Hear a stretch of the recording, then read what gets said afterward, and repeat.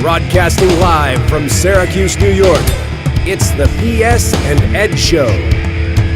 Addressing topics of public safety, education, and much more. Please welcome your hosts, Matt Mallory and Pat Kimball.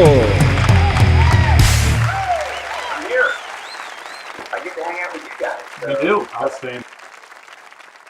So, how are you, Rob? I'm good. I'm, today we've had I know this is going to be aired at a future date, but today I spent 5.5 hours, and it's now noon. I spent 5.5 hours dealing with the aftermath of yet another tragic spree killing in California that I'm sure by the time people are seeing this, we know more than we know now. But, we know it's a veteran who definitely had at least one mental health evaluation with a legal handgun and maybe an illegal capacity magazine in California, targeting people at a bar, college kids, another one of those tragedies. Responding law enforcement officer lost his life. But, some good things that have come out of it. I do know there have been a lot of reports of students, the college kids at the bar fighting back.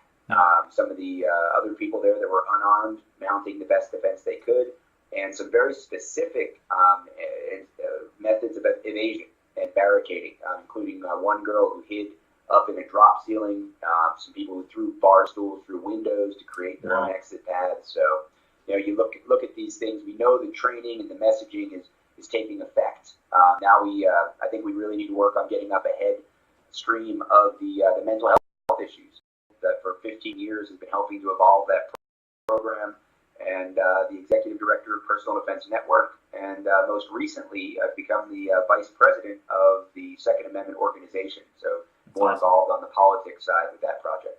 Very cool. That is very cool. And then your collaboration, how we actually became closer and friends, more so I should say, is because of the USCCA's Defensive Shooting Fundamentals program, which is a direct, I don't want to say step up, because that makes it sound like the defensive shooting. It's an evolution. It is. There you go. I've got one of the books right here. It's like I always say, if you go back to like my original books, right? They were boring and mostly just had words. Yep. Yeah, some drawings. The books I do with USCCA, man, they're like awesome. They're pretty. We got all kinds of pictures and graphics and drawings. But more than just the upgrade to the books, it really is an evolution of the program. As I said, we've got a great team of guys that teach this stuff with me all over the world. And now we've added that team to the USCCA team, and their content development team really helped us convey messages better in print. The distance education pieces, the e-learning pieces, that's called in the USCCA world, for defensive shooting fundamentals, they're off the charts. They're as good as anything else I've done anywhere else. Nice. Definitely better than the stuff we put out at IC Company. And what was really powerful for me was the opportunity to sit down with my leadership guys and say, okay, if we're going to start from scratch, what should this look like? And sort of take, piece L and put it over here. Now it's G and B. Still needs to be B, but we could do B and C together in one module, and kind of that kind of stuff, right? And just going to rearrange the alphabet a bit. Because the CFS program grew to be essentially a 2-day program, followed by another 2-day program of advanced pistol handling. But quite often, our instructors, and even me when I'm traveling around, would do 1-day versions of the material. So students would be left taking the 1-day basic and maybe the 2-day fundamental, or even the 1-day basic, the 1-day advanced, or the 1-day, 2-day beginner, and then 1-day here. It was piecemeal, right. And each instructor would have to pick and choose what to include to a certain extent in the 1-day version. So switching to a program that is all designed around 1-day blocks, and essentially taking the DSF level 1 and level 2 and taking almost everything that would be in a 2-day combat focus shooting course, but then throwing in a couple of things from other programs that are really important, I think, to someone when they first get started. Even if they have that concealed carry handgun fundamentals course in the background, which they will in the USCCA program, just gave us an opportunity to evolve. So it definitely is a step up in a lot of ways, especially in terms of organization. And that's one of the beauties of working with USCCA. They're a great organization. The something that you'll like to know, I did a use of force refresher for law enforcement just this past Monday and Tuesday. And in the class, one of the things they did is they talked about kinesthetic alignment. And also, your body can't go where your mind's never been, which Kevin McCloskey from the USCCA says a lot. So when they said kinesthetic alignment, I was immediately like awesome, because that new mindset of law enforcement, not having to actually look down the sights. And I think I've mentioned this to you in the past. Prior to taking the DSF level 1 and level 2 instructor courses and getting certified to teach those, I had always shot that way. I just pulled the gun out, lined it up, and shot. I was a good shot. I all my qualifications of law enforcement, security, everything, I passed with no issue. So for me, it was just kind of like a full circle where I'm like, well, I've been shooting this way forever, never really taught it to anybody, but now I'm shooting this way and teaching people an actual curriculum that fits around that natural, intuitive way of shooting. Yeah, I've definitely seen a lot of evolution, a lot of kind of full circle movement on that. I mean, even personally, my situation maybe echoes yours a little bit in that I grew up without a lot of formal instruction, so I was just kind of shooting. Then I started taking all the classes, of course, military training, law enforcement training, private security training, do it this way. Yep. And thought, okay, I was doing it wrong. And it's not to say that some of those techniques didn't make me a better shooter on the range. I don't think they made me a more efficient shooter in terms of defense, right? And then it took a while for me to sort of build up the experiences and confidence and talk to enough people and watch enough real things happen. And of course, in the 1990s, we started to have the real advantages of all the dash camera video footage, the surveillance camera video footage, the reality-based training stuff fueled by force-on-force training with Simunitions, started to be able to kind of call bullshit a little bit on the mechanics of fundamental marksmanship being sold as defensive handgun training.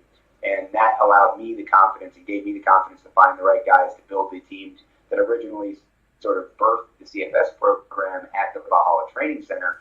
And it is interesting when I hear guys say, like you can't Google kinesthetic alignment in the shooting world and not find our programs. Right. And it's great to hear that it worked its way, that terminology has worked its way into another program that I had nothing to do with, right? Or none of my guys, to my knowledge, had anything to do with, because it does need to become sort of common sense. It needs to be the way defensive shooting is taught, I think. And if it's not always trademark combat focused shooting or trademark USCCA, that's okay. Let's just make things better, Well, and I think the focus on the empirical data that you guys have scoured and gotten all that data from body cams, dash cams, and surveillance videos, that is common sense, that you're going to look at all of these things and say, well, this works. This doesn't work. Let's teach a class around this. I mean, it's genius. Well, it's great that when you test good. No, I was just going to say, Rob, that you guys have taken that evidence-based approach where we actually base what we're teaching now on real empirical data. So we're not just saying to somebody, this is what we think may work in a theoretical environment. We're actually saying to people, these are techniques that have been proven to work time and time again. And with the kinesthetic alignment piece, that's always been my first block of instruction when I get a new shooter. After we talk about safety, is we talk about our toes, our knees, our hips, our shoulders, our alignment to the target so that the gun just naturally wants to stay on that good natural presentation right to the target, right? So you put a terminology with it, a kinesthetic alignment, that's great because it gives you something for that psychological basis. But what you're really doing is just asking somebody to get in a good athletic stance oriented toward the threat and deliver a good shot. Yeah, that's it. You have to build the terminology and the curriculum around what we've observed, because the problem is that it gets dangerous to start by empirical evidence, right? Because somebody wants to take, I've got a training gun over here somewhere, somebody wants to take take this kind of a thing, right? And they want to shoot a group, and they're going to say, look, empirical evidence that you can shoot a tighter group this way. Right. Or they're going to run a qual course, and they're going to start from an interview stance, and they're going to, I can draw so fast and shoot so fast. Look at my timer. It's empirical evidence. Well, if what I'm training for is qual courses and tight groups on a bullseye target, that's awesome empirical evidence. But guess what? I'm not training for that. So I need to look over here at the videos of fights, at the reality-based training, high-level scenarios, and what are people actually doing? And it doesn't matter that this other thing does work in competition or on a qual course, because now you are, as you said, taking this theory that should also work over here. And the problem is, and this is where it gets hard, is where you get that subjective kind of, we're definitely crushing myths and stepping on toes when we say, those guys in the 80s, they were doing the best they could. Right. And they were measuring and observing the things they could measure and observe, but they didn't have videos. They didn't have reality-based training. They didn't have the sophistication that we have today with neuroscience, with kinesthetics, and with the way we understand adult learning and physical skill development under stress, and all these things that we have, that this book, Motor Control and Learning, there's more information in there, like in any 10 pages there, than people in gun training in 1985 had in terms of understanding how the brain and the body learn to work together for complex motor skills, right? So we are standing on the shoulders of giants across a whole bunch of fields, including the technology fields that have allowed us to actually see real fights and say, you know what, that doesn't look anything like this. So I don't care if I can shoot a really tight group in that weaver position, or if I can double tap really fast and transition to another target, or if I can get a plate rack in a perfectly upright isosceles, keeping my head up above my arms position. Doesn't matter. Not all the things. Those are all not the things I'm trying to do. And it's that bridging the gap with the terminology, with the curriculum, with the program that we've tried to do, as well as we can for the last 15, 20 years. I love how you do the Worlds Collide with Rob Latham. I really enjoyed that, the Worlds Collide thing, where it was aiming is useless, right? It was Rob Latham's thing. And then you guys actually went to the range and you're trying to prove it out, and you're trying to actually illustrate the point that we do need to aim to some extent, right? But what we need to understand is the different levels of front sight focus and the different types of sight picture that we're looking for when we're presenting that gun to the target. We might not actually see the gun at all. We might just use that good kinesthetic body alignment. That's fine as long as you've trained yourself to do that, right? And then the same with the flash sight picture. If you've trained yourself to be able to just pick up that flash of the front sight against the target and see the front sight through the rear sight, not looking at the rear sight, but using it as an aperture to align that front sight with what you're trying to do, then you can have really good results with that. But I think you hit on something where what we're able to do now with adult learning theory methodologies and bringing in the neuroscience and explaining people the how and the why, right? We get much more of that buy-in from people because they understand not only how it works, but they understand why it's viable and why it is provable time and time again, because your brain and your body are working together as a system. He's listening to the why. Oh, I'm a huge why guy.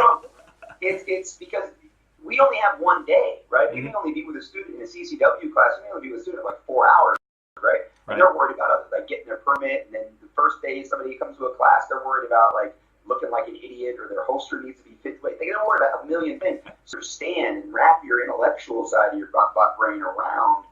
This makes sense. I understand why. I think you're more likely to go out and do the work, right? Do the practice to own the skills. Definitely. People don't get that in the training class. Right. Let's circle back around to the active shooter, the active I call it active killer.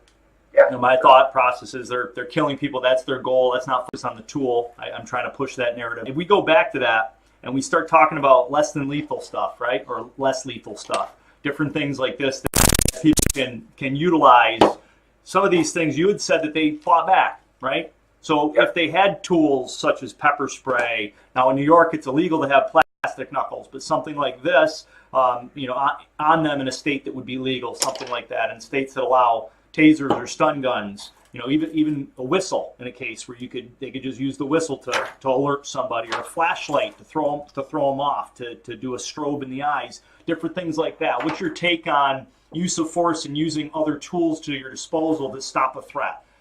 I think it's really important to understand what those tools are, right? Like the wedge-it door stops. I don't think I have one within arm's reach right here. I thought I might have had one down here, but you're just talking the little rubber door stop. Great example of something that isn't a knuckle. It's you can use it for evacuation, right? An automatic closing door, like a fire door that's closed. If you're trying to get people out, you can use it to wedge a door open. You can public bathroom door maybe that pushes inward but doesn't lock. You can use it to keep people out. There's all kinds of stuff you can do with that. Plus, you could grab it and it gives you a nice sharp edge to smash somebody with if you needed to.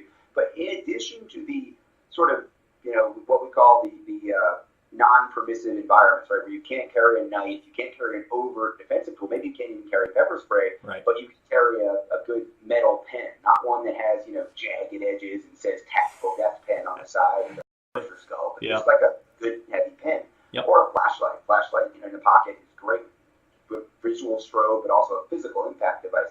But I like to think of ambient things, right? Like I heard several stories already today about people literally using a bar stool to break a window. So that too. That seed gets planted in how many other tens of millions of people that go out to bars and restaurants. Oh yeah, I hadn't thought of that before. Why would I worry about getting out of one of two exits I know when I'm standing next to a giant big plate glass window and I've got a metal bar stool here that I can smash it with? I can create my own exit. So thinking about what else is there, I remember after the Pulse nightclub, right? Even if they were doing plastic cups and they weren't doing glasses, like in a lot of nightclubs, you won't see glasses in hands. But what else do you have? The heavy bottles, right? Maybe some light fixtures, the furniture, certainly things like that. What happens at clubs? People spill shit. So there's a mop handle, there's a broom somewhere around here that I could use to hit somebody, I could use as a standoff. There's all kinds of ambient environment tools, right? If you're in a restaurant, forks, knives, right? The hot coffee pot, the tray. There's all kinds of ambient tools in our environment. Fire extinguishers, there's another obvious one, right? The fire extinguisher, the dust to both get in people's eyes, get into their throat, and then you got a heavy metal cylinder to smash somebody with. So I like to remind, especially the kids, college kids, school kids, they're not going to carry a tool, right? A lot of, maybe our girlfriends, our wives, our daughters, they aren't going to carry around tactical flashlights and door stops and knuckles and all that, but they need to be able to look around themselves and see what things are there. And it doesn't have to be a 3-minute exercise every time you go to, Applebee's. It's just, if you're in a restaurant, you've got utensils, you've got glass, and you've got furniture. Right. You know that there's exits behind the kitchen. If you're in a hotel room, you got the lamp, you got something else you can pick up, right? In your office, what you have, what you don't, what you have placed. Sure, you can stage a big heavy rock, with an inscription on it that's motivational, but that the real reason that rock is there is you can pick it up and smash somebody in the head with it if you need to. So there's all kinds of things you can do that you don't have to have a gun, right? I tell people, stop talking about gun-free zones this morning, because the day after a bunch of people get shot in a bar, whining online about gun-free zones, guess what? There was a bunch of kids, including underage kids, because they were marking them for not drinking. It was a college bar doing country line dancing. A lot of kids under 25, including under 21, drinking if they were over 21, probably if they were under 21 drinking. It's not an environment where you want a bunch of armed people anyway. It's not a responsibly armed environment to begin with. So the idea that it was a gun-free zone means almost nothing to me in terms of how we prevent these things and how we prepare people to respond to them. Yeah, I call it the MacGyver complex, or the MacGyver response. You figure out something that's there and make it happen, make it work. What are you going to do to try to get out of this situation, because your life depends on it? I had somebody that said to me one time, she said that if there was an active killer, I'd just play dead. And I was like, they know you're not dead. They didn't shoot you. That works great unless they're like everybody's playing dead and they start poking people, right? Like we know in Columbine and we know in the Bataclan, Virginia Tech, Bataclan in Paris, that they did that. They went around. They had time. They were barricaded. They had time. In Paris, they were disfiguring people. They were just torturing people that were still alive and massacring and defacing the bodies of the dead. So, could that work? Sure. There were people I know here in near me in Aurora, Colorado, that said they dropped to the bottom of the theater floor and played dead. Okay, that time it worked, but it's not the number 1A strategy by any stretch. No, I think we always have to get back to that mindset of one mind, any weapon kind of thing. Like the weapon isn't on my waist belt; the weapon is up here, right? Yeah. I say that being armed is a mindset, not a physical condition. Yeah, absolutely. Very true. Very true. Absolutely. The weapon is you as a human being, and how capable are you, not what tools you have at your disposal all the time.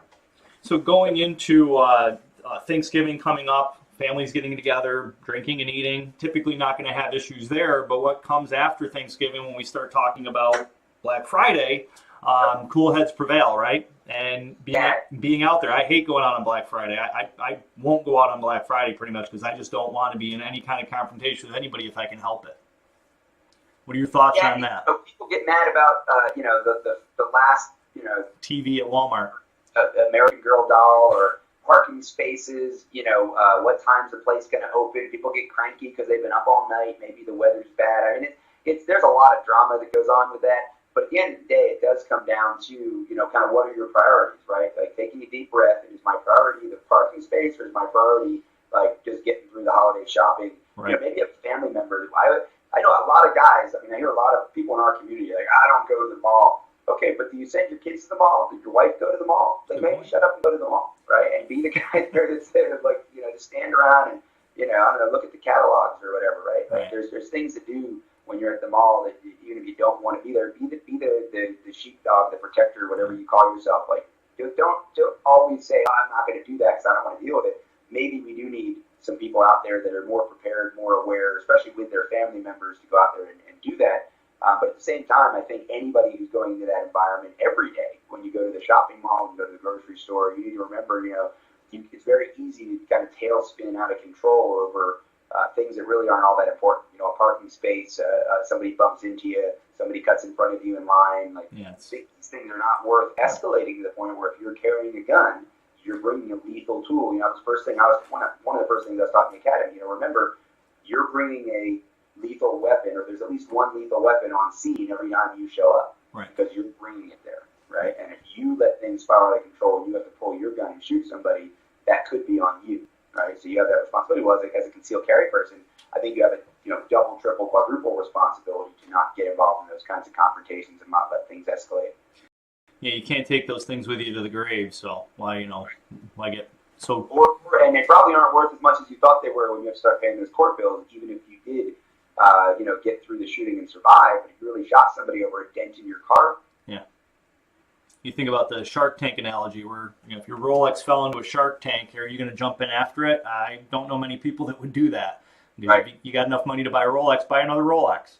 But if your family, it all becomes ego, right? Yeah. It's like if I drop that in there, I'm mad at myself, but I'm not going to punish myself so much that I jump into the Shark Tank, right? On the other hand, now I'm offended that some guy dared to cut me off, or dared to try to take my potted plant off my porch, or dared to try to steal my car in the front yard while I was asleep. Shooting people over stuff just doesn't make a lot of sense to me. 99.99% of the time, people always go to what if someone's stealing my purse and my baby's medicine is in there and she needs it every hour? Okay, you're shooting someone to defend your baby's life, not the purse. Right, definitely. So speaking of use of force, we do an Article 35 class for our students in the area to talk about use of force. Actually just taught one last night.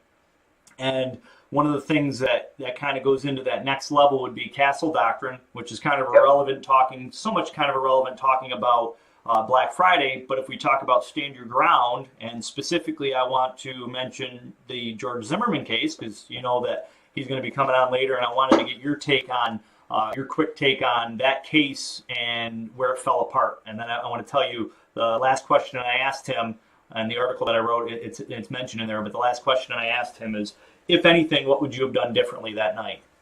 So right. What's your take on that? I think where that falls apart is the assertiveness, or maybe aggressiveness is a more emotionally charged word, but the vigor with which he pursued his concern beyond what I would consider reasonable, and what I think a lot of other people consider reasonable, so that you can be an observer, you can report something as being suspicious, you can maybe even warn some of the people, like, hey, I saw somebody in the area, but to get to the point of confronting someone or being so assertive in your observation that that other person potentially perceives you as a threat, or as now you're challenging their ego and you cause a confrontation, I think it's a pretty clear case of escalation. So I don't know what he said he would have done differently, but if people ask me, I wrote a book with Mark Walters about lessons from unarmed America, and it was unarmed in the sense we were talking about earlier, Patrick, like the idea that you may just not be prepared for it mentally, not just not physically have a tool. Right. And it was sometimes people get sucked into things. Sometimes you'll get drawn into things, and it's when we write that Monday morning quarterbacking, it's real easy for us to stand back and say, well, I would have done it differently. I would have done this. And I'm not just saying that for me. I'm brilliant. I've made mistakes. I get sucked into things. But what I'm saying is that for the readers, for the listeners, what my advice to you would be, the mistake was being so assertive and putting yourself into a position where you either created a threat, confrontation moment, or allowed yourself to get, ambushed, essentially. And somehow you ended up on your back needing to shoot somebody or perceiving the need to shoot somebody. You had to have made a mistake along the way. Most definitely. Sitting in your car making an observation, you probably aren't making that same mistake. Right. Yeah, his response was, I wouldn't have left the house. Almost the second it came out of my mouth, he goes, I wouldn't have left the house.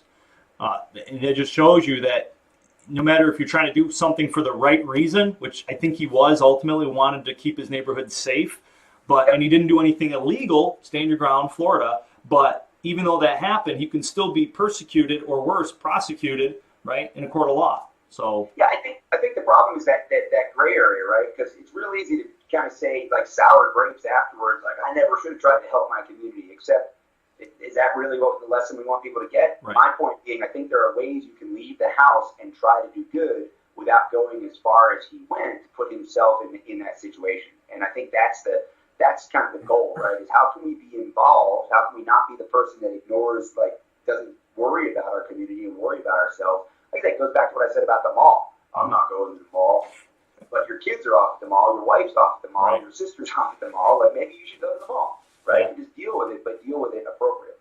yeah, definitely. Cool. I know you got to go. It's a busy day for you today. I do. I got all kinds of things going on. I did want to say that, look, check this out. My partner over at Endeavor, he actually wrote a book that agrees with your terminology there. He went with active killer on his, and I contributed that. So if people are interested, the reason I tried using spree killer for a long time. The problem I had with it was, you know, at the end of the day, people are Googling active shooter response, and the government's putting out active shooter, and the media's putting out active shooter. Yep. So I guess I sort of gave in to, you know, if I want people to hear my message and hear my information outside of our circle, I've got to use the terms people are looking for. But I wholeheartedly agree with you. Once I use the headline in my writings, I almost always will talk about spree killers or active killers as who those people are. But I got to get people's attention too. So kudos to you for standing your ground on that. I agree with you 100% on they're not shooters, they're killers. But I got to get that message out to the masses, and that's not always what they're looking for. Totally understand. And just so the viewers will know too, we're going to have you come in probably around April or May timeframe to do a course, and we're working on nailing those details down. So everybody should check out our website, make sure you follow us and stuff, so that way you can find out when we're going to be bringing you in. We're I'm looking forward to it. I like to spend time in New York, California, New Jersey, Massachusetts, some of the harder to teach in states. Yep. I think you guys do a greater service than a lot of people realize just by being responsible gun owners in those states. It's kind of easy to be a gun owner in Arizona, right? So yeah, right. Like Texas. If you're a gun owner in New Jersey or New York, you earn my respect right away, and I look forward to training with you guys. Awesome. Stay safe. Have a good one, Rob. Thank you. Bye. Well, let's continue with our Thanksgiving show, Matt. Gobble, gobble. Gobble, yeah, man, it's almost time. The holiday is almost upon us, and I'm personally really excited on a side topic. I'm traveling tomorrow. I'll be down in Fort Riley, Kansas for a long weekend. Yes, that's right. You're not going to be here for our PS&Ed annual team dinner. I will not be here for the team dinner, unfortunately. I have a higher calling this weekend. That's all right. But you're going to travel safe? Yeah, I'm going to travel. I'm going to definitely be traveling safe and traveling smart. I debated whether or not I should bring a firearm with me. Because I'm going to be traveling on a plane. I said, well, I can get a lockbox and I can check it at TSA, and I'm legal to carry in Kansas, and it's just not worth it. It's a lot of work. It's so much work, and it's not worth it, and we're not going to be anywhere really where we're traveling around and we're intermingling with local populations necessarily. And if we were intermingling with local populations, there's going to be like 30 or 40 sappers with us. So I don't think we're going to have any problems. I always struggle with that because it's an extra cost, $25, $30 or whatever, to lock your firearm up in a box, put it under the plane. You know, they charge you that fee to check bag. You got the ticket, and you got to pick it up at the end. And you never know how you're going to get it. It'll come off on the carousel, on the luggage carousel. You've got to go and show your driver's license, or you just got to walk up to the office, to the baggage claim, and claim it, and show your license. I mean, I dropped my ticket on the ground, and somebody goes, "Hey, I'm here to get my gun." Yep, absolutely. There's a lot of things that can go wrong. It is a concern like that. One of the things that we're going to do is we're actually going to do a video on the proper way to lock up firearms. There's a lot of misconception out there. A lot of people think that you have to, the ammunition has to be separate, and you can't. There's so many just different misconceptions that I really think it's gonna help, because especially in this holiday season, people traveling, I always get asked every year, can I fly with my gun? How do I do it? How much ammo can I take? Yada yada yada. And it's just one of the big misconceptions is the lock. Right. It has to be TSA approved. No, it has to be. You're the only one that can have the key to it. The case has to be approved by TSA, which basically just means it's a hard-sided case, either metal, hard plastic, or something like that. And able to be locked from the outside with a lock. And they can't be able to get their hand in there. So I had a soft-sided case one time that I flew with, and it had airsoft guns in it. No real guns, all airsoft guns. And the lady immediately opened it up and started reaching in because it had a cable lock. So she opened it up and reached in and touched the gun. She goes, "Oh, you can't fly with this." And I'm like, "They're airsoft guns. I don't even legally have to declare them." Right. And she goes, "Oh, no, you do." And she got all uppity with me, and she got her supervisor. Her supervisor came over, and then TSA finally came over, and TSA dispelled it and said, "No, you can." So you get a lot of people in the airline industry that think they know what they're doing, especially if they're anti-gun. They're going to try to give you as hard of a time as they can. Oh, yeah. So that's a good way to try to keep your cool, but still educate people in a professional way so that you don't end up being thrown to the floor by TSA or something, or worse. The first time I had to travel with guns, I was on military orders. We're traveling from Fort Riley, Kansas to Fort Irwin, California, and I was the non-commissioned officer in charge, so it's myself and like 2 or 3 junior enlisted guys, and we're all just kind of hanging around in the airport, and we got our hard-sided rifle case when we first get there, and I'm like, man, I really don't want to go and declare this stuff to TSA, because I knew it was just going to take like a long time, and it was going to be a big hassle, but, you know, we did what we had to do, and we declared our guns, and of course everybody's going crazy because there's M16s in the airport, and there's these soldiers in uniform, so people are kind of like milling around anyway, and they want to check out what's going on. And I've never been so uncomfortable in my whole life. I mean, we're going to be going to Vegas for a SHOT Show, and that's a pretty penny to. Couple bucks here, a couple bucks there. This stuff adds up if you can save it. Most definitely does. So something else that I want to mention is I'm getting ready to do my annual meetings with the judges in the counties. Yes. To talk about what they like to see, what they don't like to see on applications, on packets, what they like and don't like their constituents, the people that they're signing licenses for, what they don't want to see them do, right, or what they want to see them do. Because there's as a lot of people know, in New York State is administrative restrictions, sportsman restriction, and that's something that a lot of people, they don't give them any kind of, there's nothing in the penal code for sportsman restriction, so people just don't know what they are allowed or not allowed to do, and by design, I think a lot of the judges do that, because then if they don't tell them what they can or can't do, then they hope they don't do hardly anything. Right. You know, I think it's more of the error on the side of caution is what they're hoping people will do.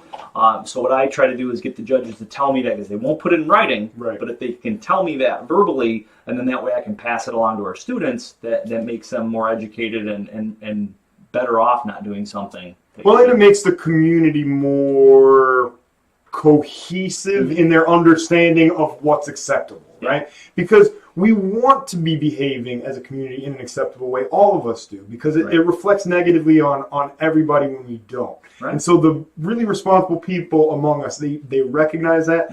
And like me in particular, I know, and a lot of people that I deal with, we're just very careful because we don't want somebody else's rights to be restricted because we did the wrong thing. And there's always some mass punishment element that happens. We talk about you're going to end up having another law put in place because somebody did X or did Y or whatnot. It just gets worse and worse because people they're not common sense. I always use the mentality that, what would you do if you didn't have a gun? Right.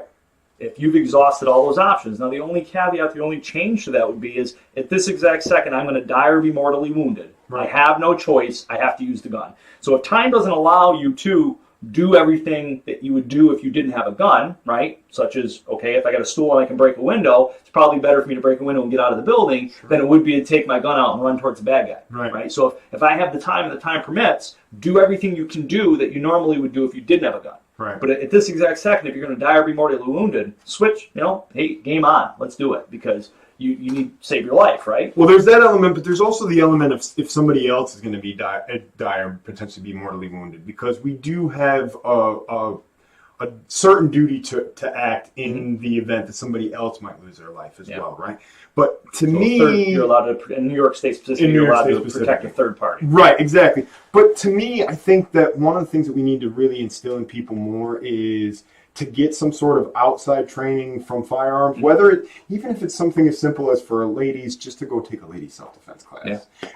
Just to learn how to project your voice, right? To learn how to, first of all, to learn how to put yourself in a more defensive ready type posture so that you're less vulnerable. So situationally aware, walk with your head up, look at people in the eyes. The whole preventative, right? Like, an ounce of prevention is worth a pound of cure, right? So if we can put people in a more ready and prepared mindset when they first walk out of their door. That's a big step. Definitely. And then if we can convince people that, you know what, maybe I don't want to carry a weapon, but, and this, it's specifically in New York State. I shouldn't have, that's maybe just the worst possible choice because it's specifically forbidden in New York State. But something like this, if this was like a more traditional tactical style flashlight with like a strike bezel kind of thing, you know, it's not a weapon in and of itself, right? But it certainly has a purpose of acting as a weapon if you don't have it. Just like a key. Handcuff key, right. Or just regular car keys in between your fingers. You could use something like that. Now, obviously, this isn't ideal because I've got that there and it could go into my hand, but regular car keys could be useful. We talked about it earlier, that MacGyver effect, being able to take things that are used in one fashion and use it in another fashion to help save your life or help at least thwart a bad guy from robbing you, raping you, mugging you, whatever. Well, and to intentionally like seek those items out. Like I think that for me, one of the gifts that I've given to my wife in the past was a tactical pen. Nice. So I've given my wife tactical pens, I've given my wife lights, I've given my wife gun? Pens, lights, and she doesn't have a pistol permit. Working on it. Yeah, she's working on that. But, you know, I give my wife things that I know, a knife, a light, a pen, something that I know can stand in the place of a weapon system, right? Because maybe she doesn't have a weapon system. She's not currently licensed to carry a weapon system. But maybe she can carry something else that just gives her more options. Yeah. One more tool in the toolbox. Well, like pepper spray. My wife and our 19-year-old daughter both took my pepper spray class. Right. And do they carry their pepper spray? Probably not. No, of course not. You know, you think that they carry their freaking pepper spray, but they don't carry their pepper spray. Right. It's inert, by the way. So it's like blue. Yeah. Yeah, most people, you're right. They have these things, but they don't necessarily understand how to implement them, or they don't necessarily make it a priority as part of their day-to-day routine, right? And that goes back to that mindset. It's better to have it, not need it, than need it and not have it. Well, every day, every Sunday, there's another. I'm not going to say anybody's name because I don't want to give anybody exposure. But there's another personality that I watch every Sunday. He's got a little segment that he puts out, and it's the Sunday Sentinel Sermon. Okay. And it's just talking about being the executive in charge of your own protection detail. Nice. And taking these little habitual mindset type things and incorporating them into your day-to-day life, so that you can be more safe. And most of it has nothing to do with actual firearms-related stuff, but it's just how do we have a kit in our vehicle in case we need to, get out of this place quickly. We know we might be on the road for 2 or 3 days. What do we need to have? You know what I do? We got a 30 millimeter ammo can. Oh, okay. It's waterproof. Right. And I just pile it up with toilet paper, chem lights, everything. A wool blanket.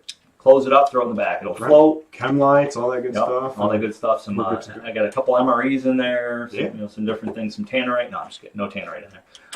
But something I just found out yesterday. I'm really excited, and I haven't even told you yet. But this is to let everybody know. It's probably going to be on Facebook before this video airs. But I just got USCCA Expo in Pennsylvania coming up in the spring. I will be teaching a pepper spray class. That's excellent. So they have picked me as one of their presenters. I'll be presenting 3 pepper spray classes, one on Friday, a 4-hour full pepper spray class on Saturday, and then a half-an-hour pepper spray tactics seminar, if you will, on Sunday. So that's going to be what? Just anchor the hand to the body, step and spray, kind of just real basic. Off the axe. Yeah. So the 1 hour on Friday will be an abridged version where they'll basically do a little bit of practicing with some inert canisters. The one on Saturday is going to be the full course, 4 hours. Situational aware, pepper spray, they'll get a certificate, they get the kit, they get the decal, the whole shebang. Yeah. And then on Sunday it'll be a half an hour just basically on just little pieces from the whole class. Very cool, man. Congratulations. Yeah, I'm excited about that. And my article's off, the one I wrote about George Zimmerman. Oh yeah, they like it? That's sent off to the publisher. I'm not going to say the publisher yet because once they verify that they want to buy the article and actually run it, then I'll let the cat out of the bag. Dude, good for you. But for now, that's going to be my first nationally published article that I'm kind of excited about. Dang, good for you. So taking strides, man. No more trying to scrounge for media passes at SHOT Show. Yeah, that's the key. That's actually honestly that's what kind of pushed me. Sure. I've had multiple articles ready to publish, but it's just teaching. I teach so much. Well, so it's like, which do I do? Can I write? Yeah, I can write. I mean, I write proper cause letters for my students. but this is a signature thing. See, this is something that's really unique because you're the first person that's really been able to access George Zimmerman from this community and say, hey, we want to talk to you, and we don't want to beat you up. Right. We, not that we want to praise him or anything. Right. We don't want to put him on a pedestal either. No. But we want people to see what can happen. Yeah. Right. We want people to understand. And so for you to reach out to him was really probably big for him because I think that it kind of made him feel a little bit, just like he had somebody on his side or somebody that was willing to listen to his side at least. And the thing I didn't realize until I met with him was he's only done like a handful of interviews. Right. Total. And I didn't know that. I mean, I figured he'd been interviewed left and right. He turned down Barbara Walters for an interview. So that being said, to me, it was like, wow, he's sitting down and interviewing with me, and he gave me pictures that were not publicly published. So he texted them to me of the person that shot at him with a 357 in his car. He sent me those photos. He sketched out on my notepad like the layout of everything that happened with Trayvon. Right. So that being said, I mean, I got that. All that's in the article. So it's good content. I like it. I've had a lot of people read it, and they liked it before sending it off. So I liked it too. When I read it, I thought it was really well written. I thought it was fair. Cool. And I thought that it was good for him to have an opportunity to tell like his version of the events, but also for him to be able to kind of say, listen, I wouldn't have done things this exact same way. Like he had a chance to express a little bit of remorse, and I hope that people understand that. I hope that people are willing to give the man a second chance because his life has changed drastically. Most definitely. But it shouldn't be forever. Right. And unfortunately, it's been a while. I mean, his case actually was the beginning of everything. The beginning of the Black Lives Matter movement. It really jettisoned this whole anti-cop. Well, and then the whole Freddie Gray thing happened kind of right on the tail end of that. And the Darren, hands up, don't shoot. And Michael Brown kind of thing. Brown. Yeah, so there was all of those things that kind of happened all right around the same time. And it just fueled to the fire. Yeah, and it's so unfortunate because it all got... The way that all those events played out, they all were able to be framed in a way that made it look like it was kind of a racially motivated thing. And, especially in particular the Freddie Gray thing, I don't see that because they're Baltimore police officers. There's a lot of minority police officers involved in this whole situation. Yep. But it still got played up that way almost immediately because it's easy, right? Yep. It's low-hanging fruit when the media sees that somebody from a... What's the saying there? Don't let a good story... No, never let a good tragedy go to waste. Or if it bleeds, it leads. It leads, right? Exactly, and that's always their mindset: is if we can turn this into some way to make people upset or divide them up, right? So it's unfortunate. Hopefully, we get. I really think we need to move past it, but I think the only way to move past it is just stop talking about it. Well, and it rings true in the sense that, like I said, earlier, you could do everything for the right reason and still be prosecuted like he was, or even worse, persecuted, which he was persecuted too, and it really, he's being persecuted to this day. He was never sued civilly. Right. So the preponderance of the evidence wasn't even enough to get him civilly. Yeah, I'm sure that somebody went to a lawyer and said, do I have a case? The lawyer said no. He lost the criminal case. If he loses the criminal case, I mean, if he wins the criminal case, which he did, he didn't get convicted, then, obviously the preponderance of the evidence is on his side. Yeah. So, it's an unfortunate situation. A young kid got killed. Nobody wants to see that, right? And a man had his life drastically changed forever. Hopefully we can shed some light on what, happened.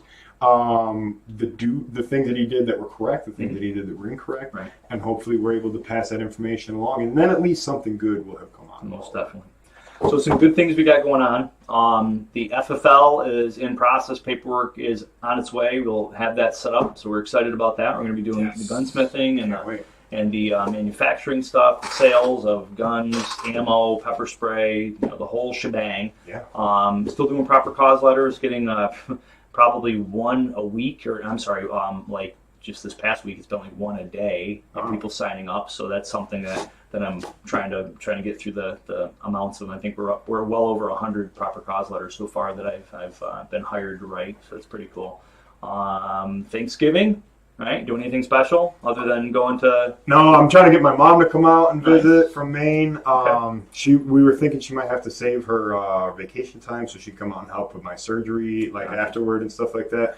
But I don't want to wait. I don't want to put her visit off. I don't get to see the family all that much. I really want to come out and hang. So hopefully we'll have some good family time and just relax, man. It's just I'm so busy that anytime that I can just relax, like when people ask me, do you have any big plans? No.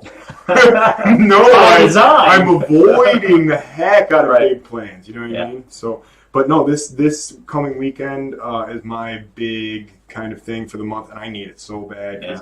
I just need to kind of orient myself and get refocused on what we're trying to accomplish here, because we have so many exciting things going on, and I'm so fired up about it. But being isolated from it out in Batavia and having to travel, I'm like getting pulled in all these different kind of directions, So it makes it hard to stay in the game and be engaged in this kind of stuff.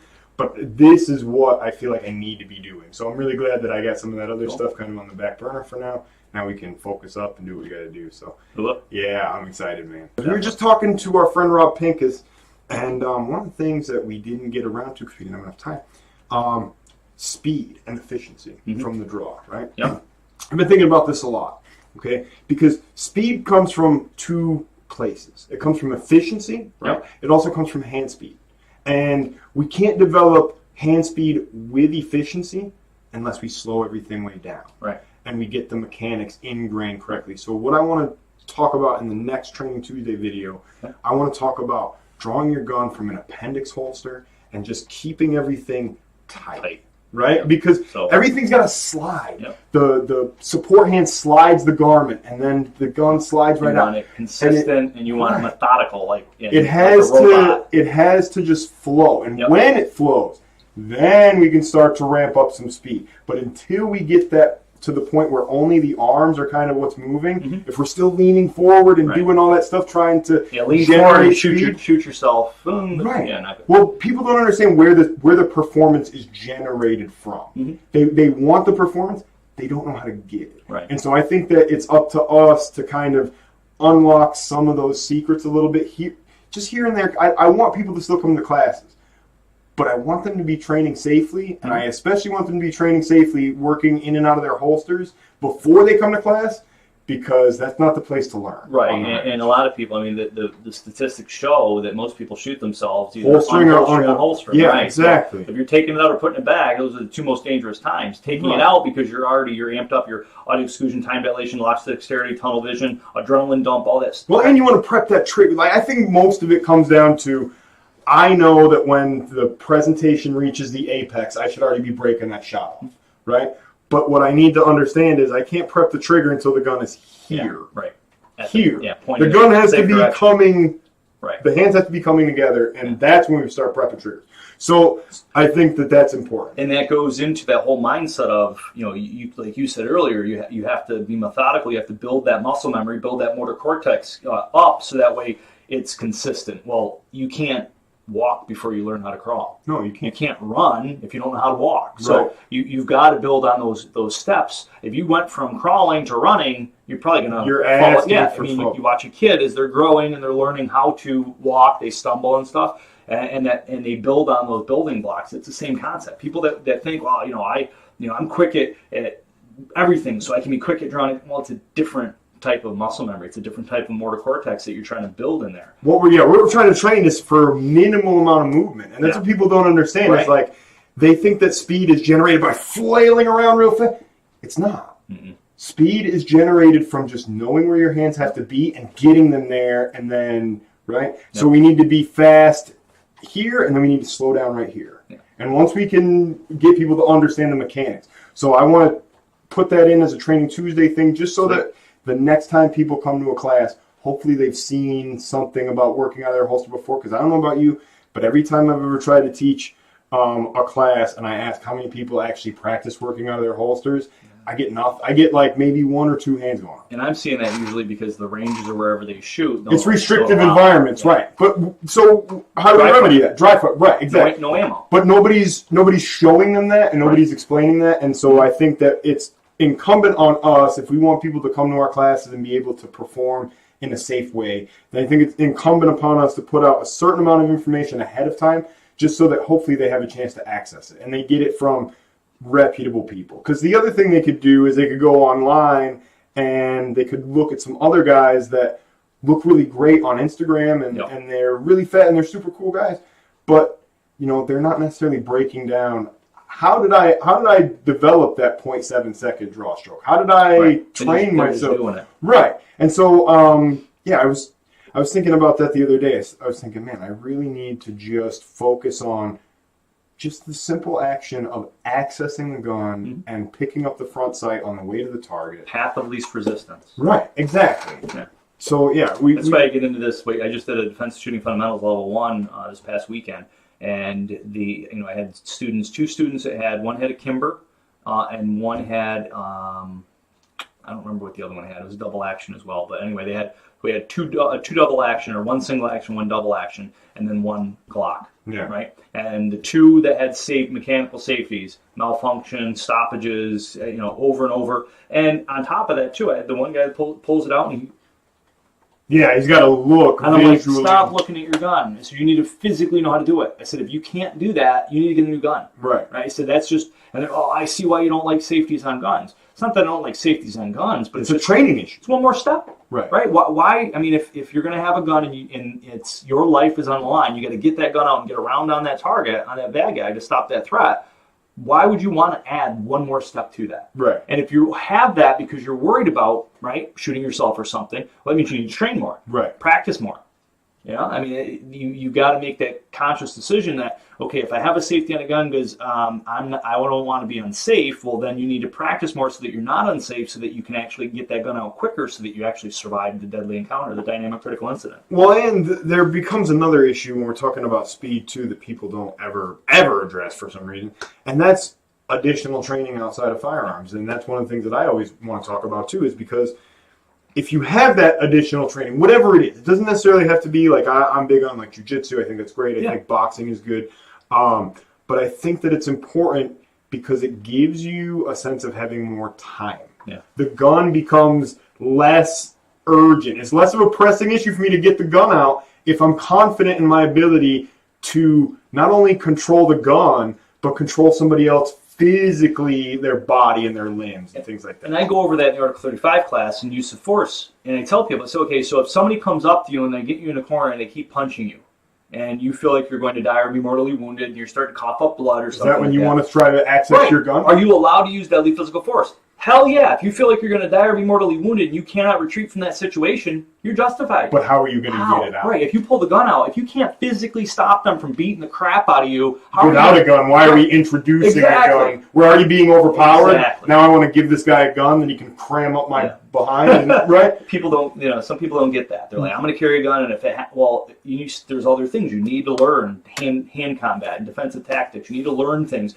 other tools that you can use to try to stop that bad guy, or at least break their OODA loop so that you can turn around and utilize the gun you had to. Even just the spacing aspects that you get from outside training, right? Because people don't understand how to use space to their advantage and create time. Right. People don't understand how to just maintain control of their mental state long enough to get to that step, right? And you know what I call that, right? That condition black. What's that? What do you fetal position? Yeah, exactly. The fetal position, because if you're we only sink to our lowest level of training. Right. So if we don't have the training in there to stop us from breaking down into a fetal position, right? I mean, that's what happens. If you spend 9 months in the womb, right? Loved, cared for, cherished. Most people. I mean, we're foster parents, so we know that's not everybody. Right. But by and large. By and large. So somebody's in the womb, they feel loved, cared for, cherished. They come out of that womb, and then what do they do ever in their life again for 9 months straight?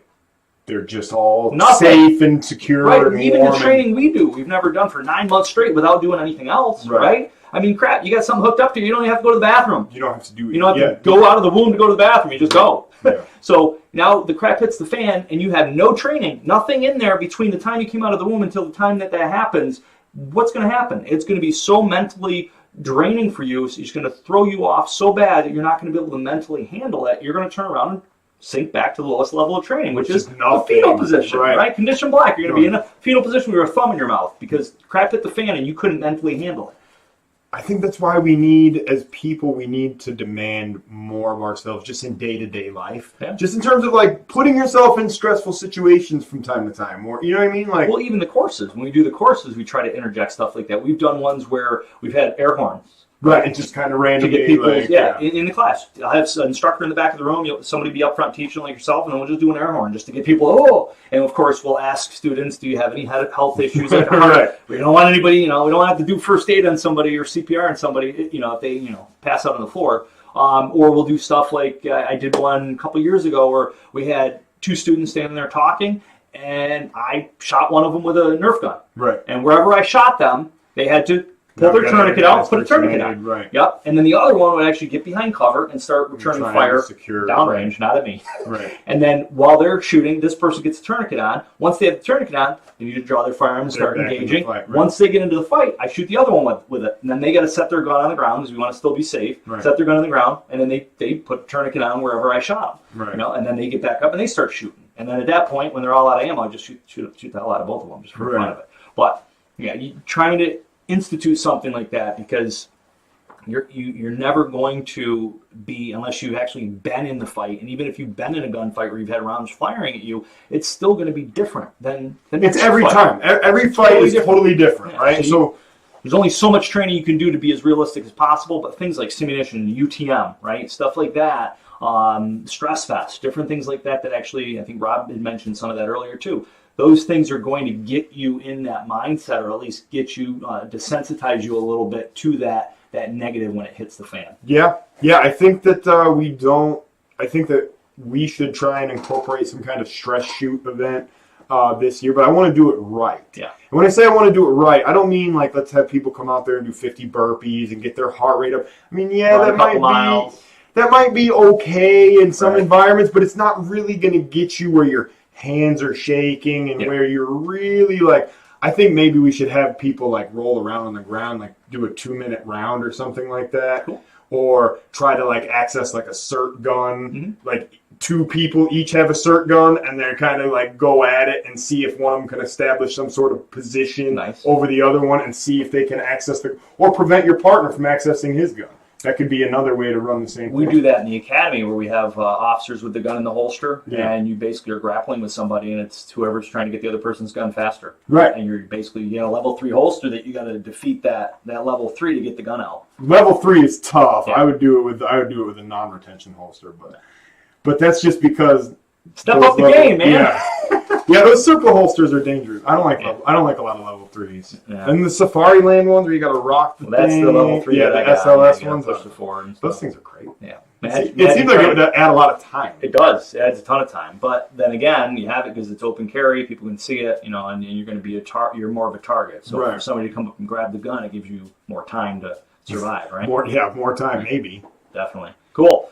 All right. So got to say thanks to our sponsors. Lee Armory, phenomenal company. Check out their firearms. We're going to be stocking some of their firearms in our store when we have the store. The FFL up and running. Thank you, PowerTac, right? Yep. PowerTac for flashlights. Supplying us with the lights for the giveaway, and also with personal lights for myself and Matt. So it's cool. Yep. So please subscribe, like, share, comment. Get involved. Let us know what you want to see. Let us know what you want to hear. What you want us to blow up, shoot, talk about. If you want to come on the show and shoot the crap, and come on the show and shoot the crap, then we'll have you on. So, anything else? No, I was talking to Gino earlier this week. He's still into doing the show. Okay. And he actually sent me a guy from Batavia area that wants to do a class. He's looking at something like an Article 35. Nice. But so I've had some interest. I've had some people from Genesee County. So if you're in Genesee County and you're watching this, hit us up. Let us know so we can set up an Article 35 and get you guys trained up on some stuff off of the range so that when you guys are